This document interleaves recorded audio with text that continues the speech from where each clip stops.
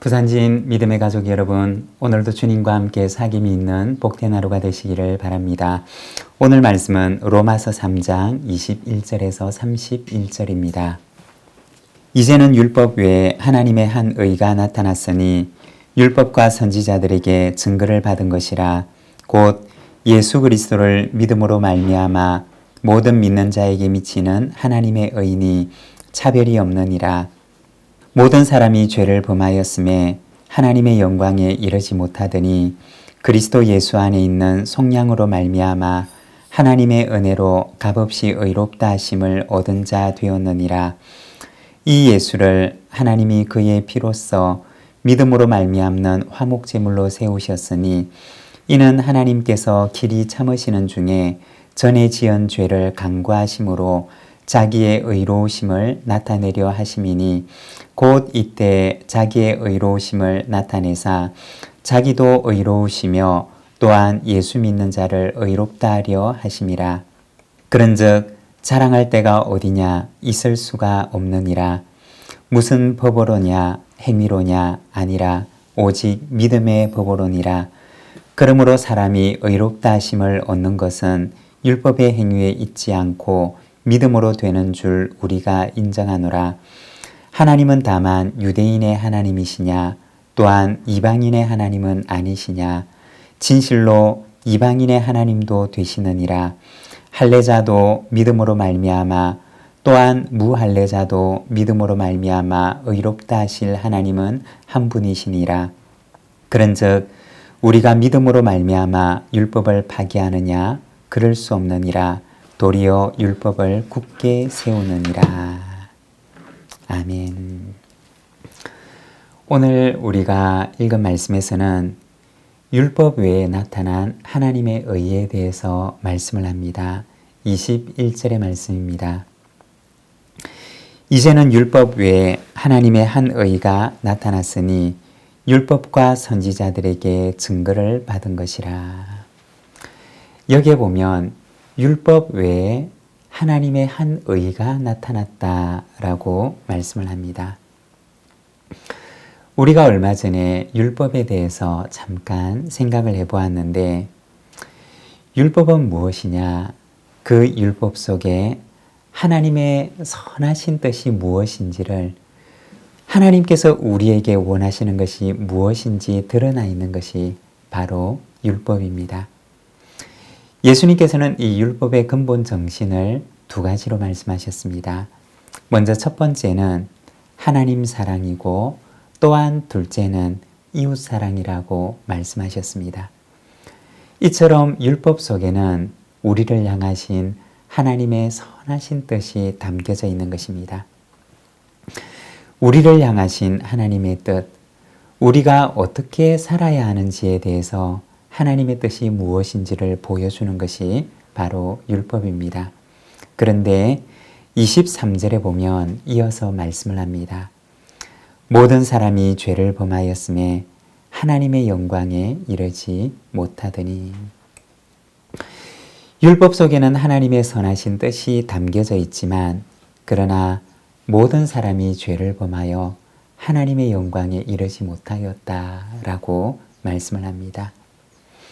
하나님의 선하신 뜻을 행하지 못하고 하나님께 영광을 돌리지 못하는 인간의 삶에 대해서 말하는 것입니다. 이것을 모든 사람이 죄를 범하였다라고 말씀을 합니다. 우리가 여기에서 잠깐 의와 죄에 대해서 생각을 해보면 성경에서 말하는 의란 무엇이고 또 성경에서 이야기하는 죄란 무엇일까요? 성경에서 말하는 의라고 하는 것은 관계에 대한 충실함을 가리키는 말입니다.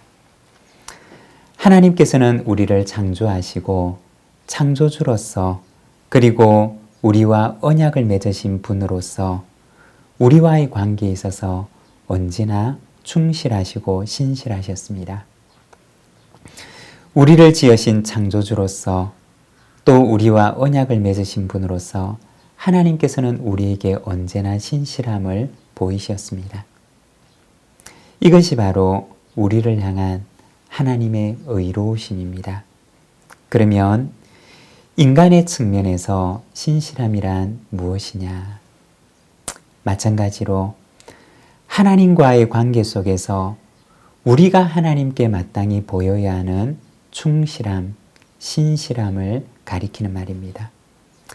피조물로서 마땅히 창조주에 대해서 보여야 하는 충성됨, 충실함을 가리키는 것입니다.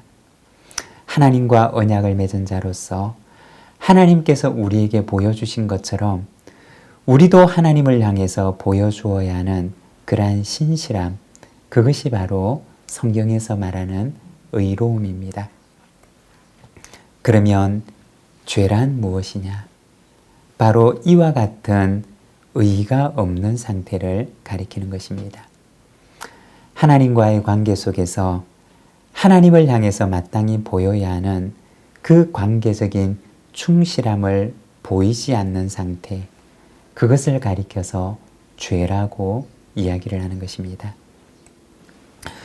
로마서에서는 하나님의 선하신 뜻이 나타난 율법과 그리고 하나님과의 관계 속에서 하나님을 향한 관계적인 충실함에 실패한 인간의 모습을 보여줍니다.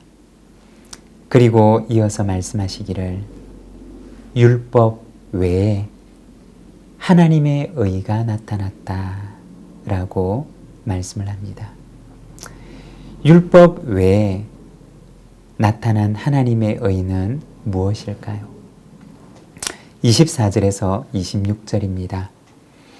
그리스도 예수 안에 있는 속량으로 말미암아 하나님의 은혜로 값없이 의롭다 하심을 얻은 자 되었느니라.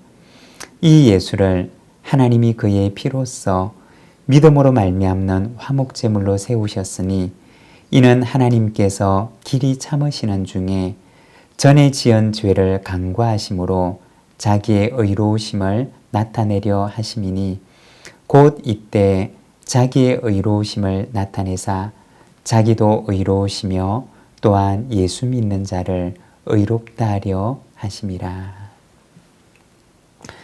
율법 외에 나타난 하나님의 의가 무엇이냐? 24절의 말씀을 보면 그것은 그리스도 예수 안에 있는 속량이라고 말씀을 합니다. 모든 사람이 죄를 범해서 하나님을 향해 마땅히 보여야 할 관계적인 신실함을 보이지 못한 인간을 위해서 하나님께서 행하신 일이 무엇이냐? 그것은 속량이었습니다. 예수 그리스도 안에서 그들을 속량하신 것이었습니다.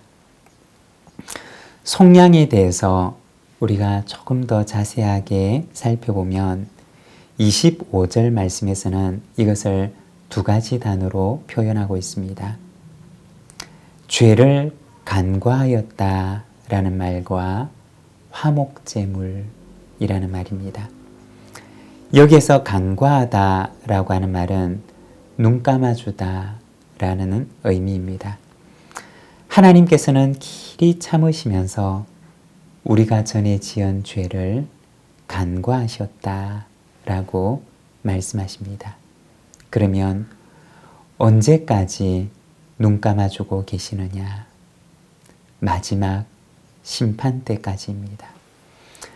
마지막 심판 때까지 하나님께서는 우리의 죄를 길이 참으시며 눈 감아주고 계십니다.